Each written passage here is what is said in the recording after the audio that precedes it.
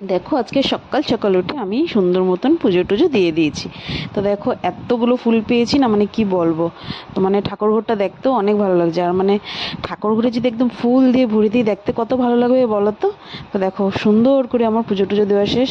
তো hello everyone, সবাই কেমন আছো? আশা করছি সবাই অনেক ভালো আছো, আর আমি অনেক ভালো আছি। রাধে রাধে সবাইকে। তো দেখো আমি ব্রেকফাস্ট করে আর তিতিলিকে খাইয়ে তারপরে আমি আমার বেডরুমের অবস্থা দেখছো কি অবস্থা। তো বেডরুমটাকে ভাবলাম যে আগে গুছিয়ে নিই। তো বেডরুমটা গুছাবার আগে আমি একদিকে ভাত আর একদিকে ধুন্দুল ভাজি বসিয়ে দিয়েছিলাম। ভাজি না, মানে ধুন্দুল বটি বলে না, এটা বসিয়ে দিয়েছি। তারপরে এই দুটো বসিয়ে তো ভাবলাম যে এই দুটো হতে হতে আমি ততক্ষণে গিয়ে ভাত বলছি, বেডরুমটা গুছিয়ে নিই। তো দেখো এদিকে বেডরুমটা গুছাতে চলে আসলাম।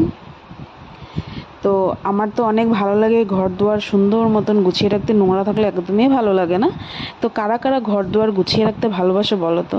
আমার তো অনেক ভালো লাগে, আর আমার হ্যাবিট একটা, মানে আমি ডেইলি মানে ঘর দুয়ার সুন্দর করে না গুছালে মানে আমার ভালো লাগে না। সব দিক মানে মুছে টুছে মানে ধুলাবালি পড়ে থাকলেও মানে এসব ভালো লাগে না। আমি রোজ করি এসব কাজ।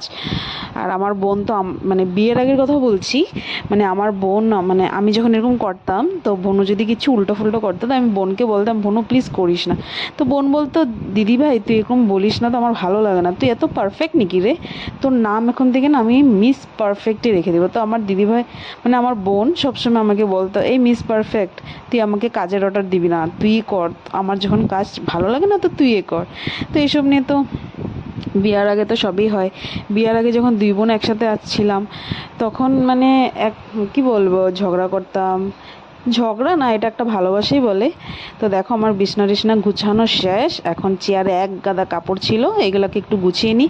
আর এই দেখো দুষ্টু বুড়ি নিচে নিচে বসে আছে খেলবে। আমি যে বিছানাটাকে মানে ঝাড়ুটা দিয়ে ঝেড়েছিলাম, এটা ওরকম দরকার, মানে এটা দিয়ে ও খেলবে, অন্য কিছু দিলে ওর হবে না, মানে এটাই লাগে ওর।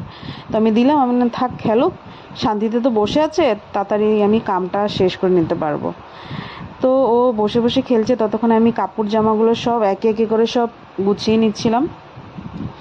আর সবের ঘরে এরকম একটা চেয়ার থাকেই, যে এক গাদা কাপড় ভরা থাকে, মানে কি স্নান টান করে কাপড় শুকলো চেয়ার এনে রেখে দিলাম, বা কোনখানে ঘুরতে গেলাম চেয়ার এনে রেখে দিলাম, মানে এটা সবেরই থাকে। মানে কি বলবো, রোজ গুছালেও মানে কি থাকবেই, একটা কাপড় হলেও থাকবে। এটা মানে সবের ঘরেই, মানে আর বলে লাভ নেই। তো আমারও সেম। তো এতগুলো কালকের মানে বৃষ্টি পড়েছিল, কাপড়গুলো ভালো মতন শুকিয়ে নি, তো আজকে আবার একটু রোদ উঠেছে, তো কাপড় জামা ভালো মতন শুকিয়েছে পরে এনে রাখলাম। তো বললাম যে না এখন গুছিয়ে নিই, দেখতেও বাজে লাগে, যদি একটা লোকও আসে তখন দেখলে বলবে না ঘর দুয়ার পরিষ্কার না থাকলে ভালো লাগে না দেখতে।